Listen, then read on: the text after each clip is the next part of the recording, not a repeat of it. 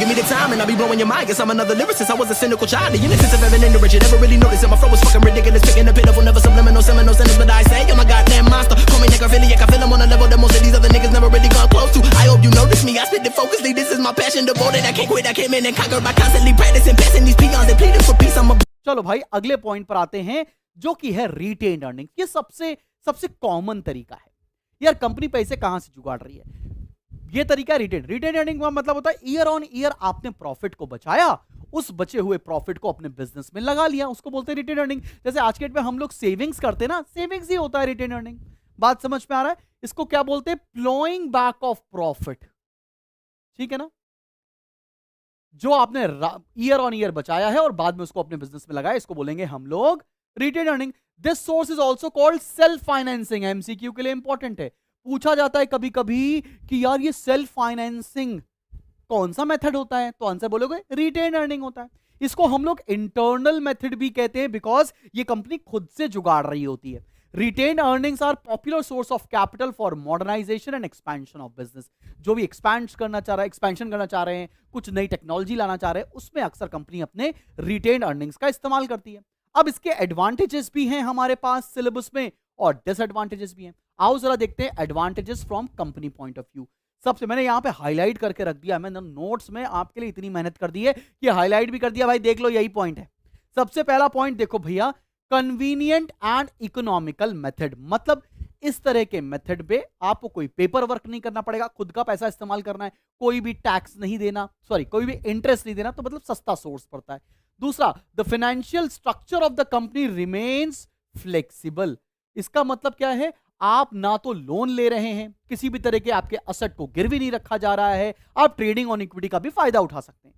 अगली बात क्या है? Flowing back of profit aids to the financial strength and credit worthiness of the company. कहना क्या चाहते हैं? जिस कंपनी के पास जितना ज्यादा रिटेन्ड अर्निंग, जितना ज्यादा रिजर्व होता है, उस कंपनी की उतनी ज्यादा गुडविल होती है कि भैया ये कंपनी के पास तो बहुत सारा पैसा है। जैसे एप्पल के पास बहुत सारा रिजर्व है, बहुत सारा रिटेन्ड अर्निंग है, तो मार्केट में लोग बोलते नहीं भैया एप्पल अमीर कंपनी है, अंबानी अमीर कंपनी है, अडानी अमीर कंपनी कभी कभी डूबेगी नहीं। काहे को? क्योंकि उनके पास रिटेन्ड प्रॉफिट बहुत ज्यादा है।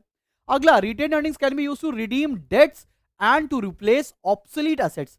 भैया कोई लोन, कोई कर्जा माफ चुकाने के लिए या कोई नया असेट खरीदने के लिए अक्सर इन पैसों का इस्तेमाल किया जाता है। And last but not the least, इससे आती है बिजनेस में स्टेबिलिटी। आप रेगुलर डिविडेंड दे सकते हो और अपने जैसे बोलते नहीं, अपनी कंपनी की इमेज इंप्रूव करोगे। इन्वेस्टर्स के माइंडसेट में लगता है कि नहीं भैया ये कंपनी बढ़िया है, ये कंपनी ज्यादा लोन वोन नहीं लेती है। अब आते हैं इन्वेस्टर पॉइंट ऑफ व्यू से इसके फायदे।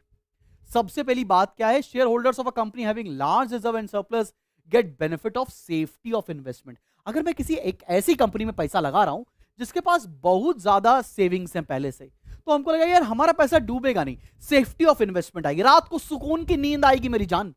तुम लोग को भी तो नींद आती होगी रात में बात करते करते, रात में 11 बजे के बाद। खाना खाया? हाँ खा लिया। आओ चलो फिर पढ़ भी लेते हैं शुभम सर की class. Share holder will receive regular dividends. लगातार उनको डिविडेंड मिलते रहेंगे, कभी भी उनके डिविडेंड में दिक्कत नहीं आएगी, बिकॉज कंपनी के पास बहुत सरप्लस पैसा रखा हुआ है। और last but not the least, अगर कंपनी के पास ज्यादा रिटेन अर्निंग है, वो ज्यादा ग्रो करेगी, ज्यादा एक्सपैंड करेगी, तो प्रॉस्पेरस हो जाएगी वो कंपनी, जिससे आपकी इन्वेस्टमेंट, इन्वेस्टर्स की इन्वेस्टमेंट मल्टीफोल टाइम्स इंक्रीज हो सकती है। बात समझ में आ रही है?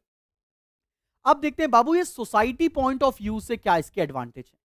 सोसाइटी पॉइंट ऑफ व्यू से क्या एडवांटेज है? सबसे पहला देखो भैया, corporate savings accelerate the capital formation in the economy. जितना ज्यादा लोग पैसा सेव करेंगे उतनी तेजी से हमारी इकोनॉमी ग्रो कर सकती है। कॉर्पोरेट सेविंग बात समझ में आ रही है आप लोग को? अगला, surplus makes the economy more stable. हमारे देश की जो इकोनॉमी है उस पर ज्यादा इन्फ्लेशन, डिफ्लेशन ऐसी दिक्कतें नहीं आएंगी, स्टेबिलिटी से हमारी इकोनॉमी ग्रो कर सकती है। बात समझ में आ रही है? और देखो भैया, हमारे देश में मॉडर्नाइजेशन एक्टिविटी बढ़ेगी तो हमारे देश की प्रोडक्शन कैपेसिटी बढ़ेगी, हमारे देश की और हमारी सोसाइटी का दोनों का ग्रोथ होगा। और इससे एक और फायदा है कि जब मॉडर्नाइजेशन होगा तो हमारी देश की जनता को बेटर क्वालिटी ऑफ प्रोडक्ट्स मिलने लग जाएंगे एट अ रीजनेबल प्राइस।